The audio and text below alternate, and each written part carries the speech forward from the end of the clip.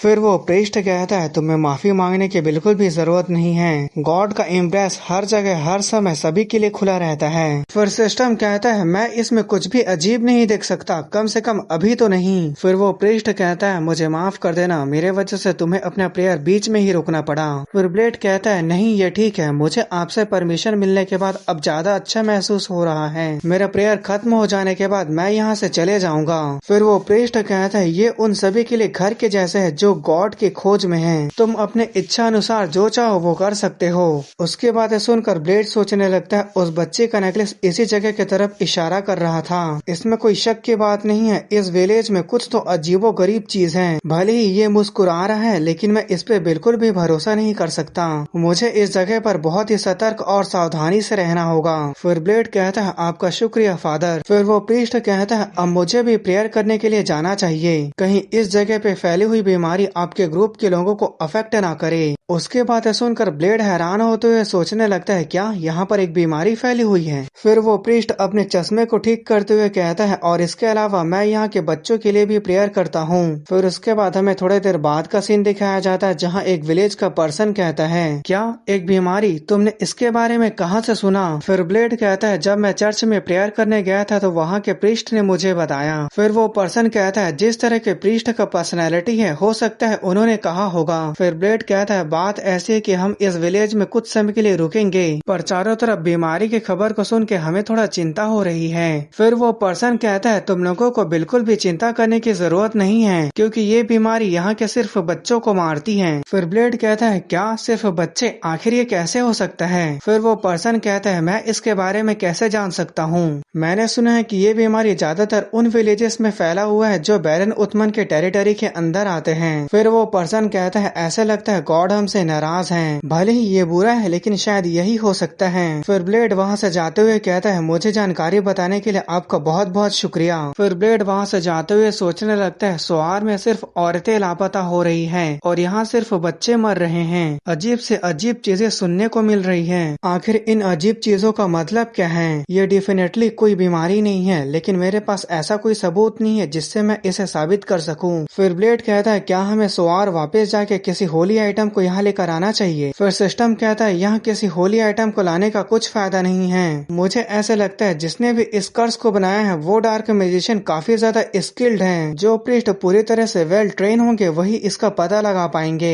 फिर ब्लेड कहता है तो उन्होंने इतनी बड़ी चीज का पता कैसे लगाया। फिर सिस्टम कहता है मुझे नहीं पता। फिर ब्लेड कहता है मुझे वो बहुत ही अजीब लग रहा है लेकिन उसके खिलाफ मेरे पास कोई सबूत नहीं है। फिर तभी एक आवाज सुनाई देता है जो कहता है क्या तुम लोगों को इसे चर्च ने दिया है। फिर ब्लेड इसे सुन के हैरान हो जाता है और वो पेड़ के पीछे छुप के उसे देखने लगता है जहाँ एक पर्सन चोगा पहना होता है, मतलब अपने आप को कपड़े से ढका होता है और वो उल्टे क्रॉस को देख रहा होता है। फिर उसके सामने खड़ी बच्ची कहती है इसे प्रीस्ट ने मेरे सभी फ्रेंड को भी दिया है और वो चोगे वाला पर्सन उस उल्टे क्रॉस को देखकर कुछ सोच रहा होता है। फिर वो चोगे वाला पर्सन उस उल्टे क्रॉस का नेकलेस उस बच्चे को दे देता है और वहाँ से जाने लगता है। फिर ब्लेड कहता है क्या ये अजीब नहीं है, अगर मैं लक्की रहा तो मुझे कुछ सबूत मिल सकता है। फिर सिस्टम कहता है उससे बहुत केयरफुल रहना, मतलब सतर्क रहना, वो मुझे कोई मामूली पर्सन नहीं लग रहा, वो काफी ज्यादा ताकतवर लग रहा है। फिर ब्लेड कहता है मैं ठीक रहूंगा, मैंने सोआर के छोटी बस्ती में लंबे समय तक चोरी चमारी का काम किया है। फिर सिस्टम उसे चिढ़ाते हुए कहता है ये कोई ऐसी चीज नहीं है जिसपे तुम्हें गर्व होना चाहिए। फिर उसके बाद हमें थोड़ी देर बाद का सीन दिखाया जाता है जहाँ ब्लेड उस चौके वाले पर्सन का पीछा कर रहा होता है और मनी मन सोच रहा होता है देखने से ऐसे लग रहा है जैसे कि वो जानबूझ के मुझे अपने पीछे गांव के बाहरी एरिया में लेके जा रहा है। फिर सिस्टम उसे चिढ़ाते हुए कहता है तुम तो जेब कतरे हुए करते थे ना, तो तुम इतने आसानी से कैसे पकड़े गए। फिर ब्लेड सोचता है हाँ वो सही बोल रहा है। फिर ब्लेड सिस्टम से कहता है अब मैं उसका और पीछा नहीं कर सकता,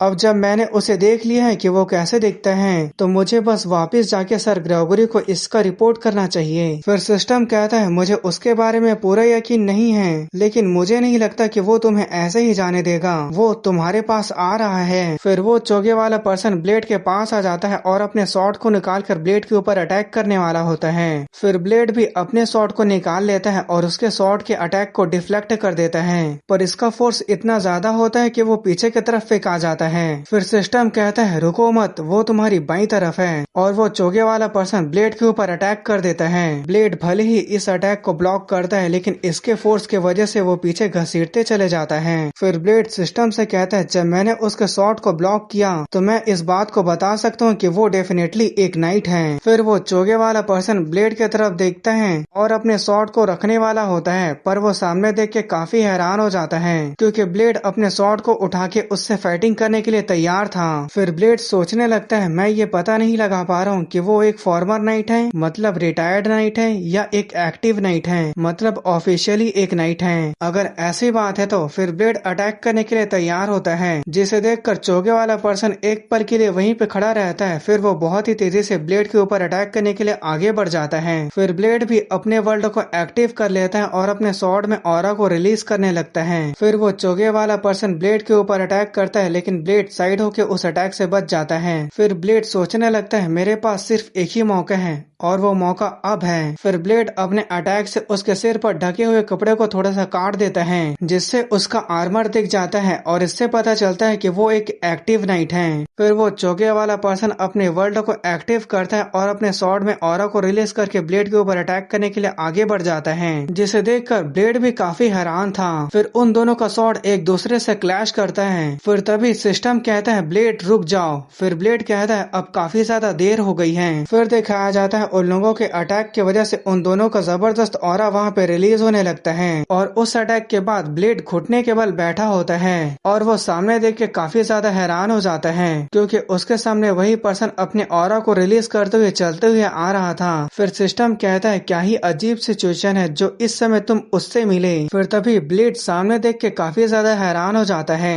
क्योंकि वो एक लड़की होती है। फिर सिस्टम कहता है ये पर्सन एक होली नाइट है और वो होली नाइट अपना जबरदस्त ऑरा रिलीज कर रही होती है, जिसे देखकर ब्लेड सिस्टम से कहता है ऐसा लगता है हमारे बीच गलतफहमी हो गई है, मुझे ये बात उसे समझाना होगा। फिर सिस्टम कहता है मुझे नहीं लगता कि वो तुम्हारी बात सुनने के लिए तैयार है। फिर सिस्टम कहता है शॉट तेज होती है और बात करने में समय लगता है, वो पहले ही अपना मन बना चुकी है, उससे बात करने से पहले तुम्हें उसे हराना होगा। फिर सिस्टम कहता है इसे डिफ्लेक्ट करो। फिर ब्लेड भी वैसा ही करता है।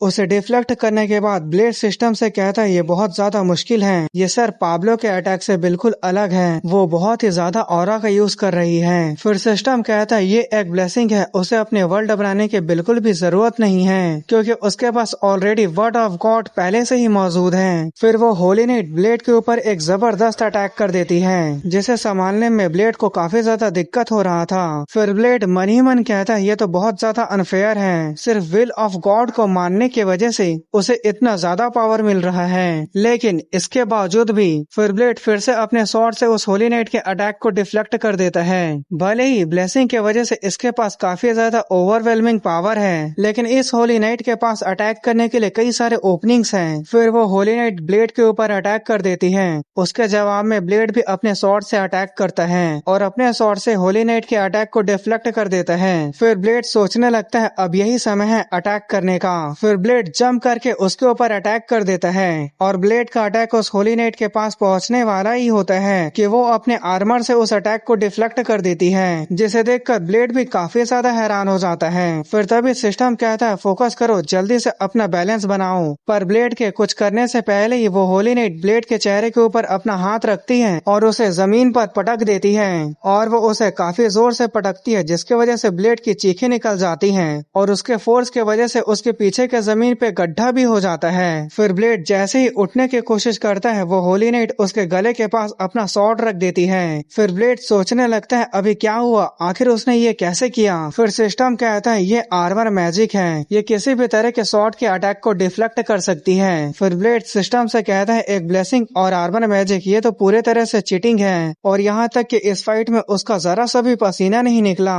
उसने जानबूझ के मुझे अपनी ओपनिंग दिखाई ताकि वो मेरे ऊपर अटैक कर सके, वो तो पूरे समय मेरे साथ खेल रही थी। फिर वो होली नाइट कहते हैं आखिर तुम कौन हो। फिर ब्लेड अपने दोनों हाथों को खड़े करते हुए कहता है मैं सोआर से हूँ और मैं यहाँ इन्वेस्टिगेशन के लिए आया हूँ। फिर वो होली नाइट कहते हैं क्या सोआर से। फिर उसके बाद हमें थोड़ी देर बाद उस इन का सीन दिखाया जाता है। फिर वो होली नाइट ग्रीट करते हुए कहती है मैं जस्टिया हूँ सेंट रोजिनो के नॉर्थन आर्चडियोसिस से, ये हेवन की इच्छा है कि मैं यहाँ सोआर के नाइट से मिल रही हूँ। और उसके सामने ग्रेगोरी होता है जो उसे ग्रीट करते हुए कहता है मुझे भी ऐसे ही लगता है मिस जस्टिया। फिर वो कहता है प्लीज बैठ के बात करते हैं। फिर वो लोग बैठ जाते हैं। फिर होली नाइट जस्टिया कहती है मैं यहाँ अजीबोगरीब हो रही घटनाओं के बारे में इन्वेस्टिगेशन करने आई थी। शुरू में मुझे ऐसे लगा कि ये किसी तरह की बीमारी है, लेकिन बाद में ये एक कर्स साबित हुआ।